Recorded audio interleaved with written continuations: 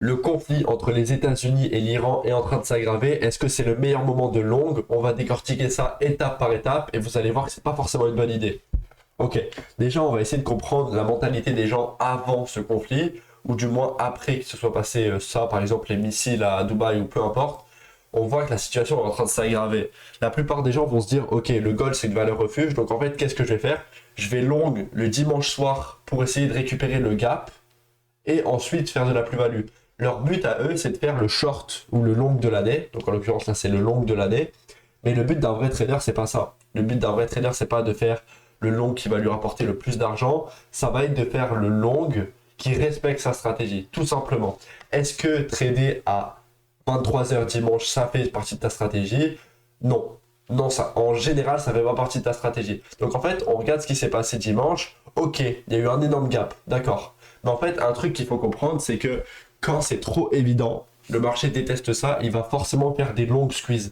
Des longues squeezes, c'est exemple. Il y a une news plutôt négative qui est en train de se passer. Le gold a tendance à monter. Il monte pourquoi? Parce que les gens se redirigent vers le gold parce que c'est une valeur refuge. Quand, par exemple, je sais pas, il y a des guerres, les gens vont se rediriger vers le gold, ils vont vendre leurs crypto, etc.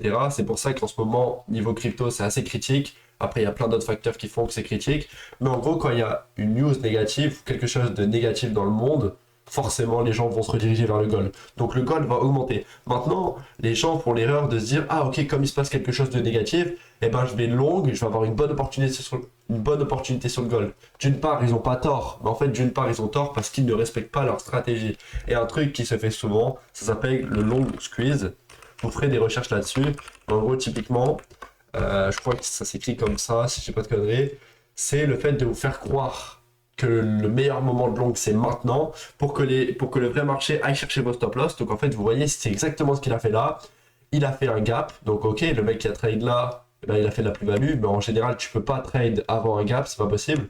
Et en fait, qu'est-ce que le marché fait? Pendant que tout le monde allonge juste ici, il est parti chercher les plus bas. Et en fait, ce qu'il a fait, c'est qu'il a juste été chercher le gap pour aller chercher les plus hauts. C'est jamais la meilleure option de se précipiter sur une opportunité et de se dire ok c'est le meilleur moment de long maintenant.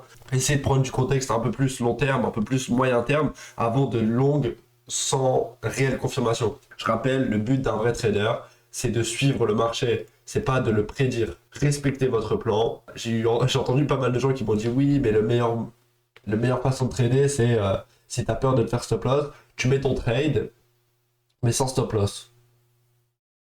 Est-ce que vous vous rendez compte du ridicule de ces gens-là? Parce qu'en fait, ils se disent que comme il n'y a pas de stop loss, il n'y a pas de risque de faire long squeeze.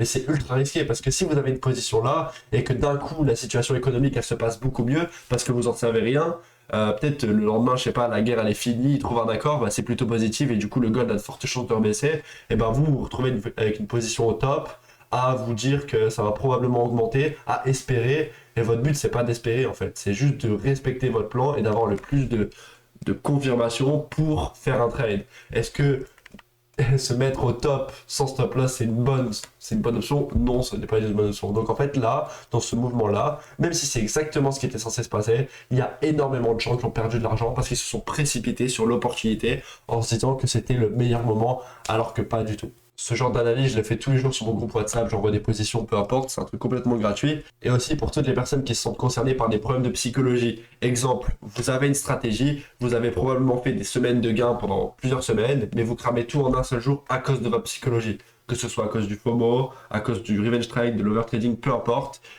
Prenez un call avec moi, c'est 100% gratuit. Le but, ça va vraiment être de vous créer un plan concret. Évidemment, c'est que pour les personnes vraiment motivées qui ont vraiment envie de changer leur trading. Parce que le trading, c'est 90% de psychologie. Si vous continuez de négliger votre psychologie, vous allez finir par long, par exemple le gold, à des moments où vous n'étiez pas censé le faire, alors que votre stratégie fonctionnait. C'est complètement gratuit et puis je vous laisse l'opportunité de le faire. Moi, dans quelques semaines, je fais plus de call, c'est fini. Sur ce, je vous souhaite une bonne journée et un bon trading à vous. Et puis, ne tombez pas dans les pièges. Le marché est très vicieux et c'est inutile de se précipiter.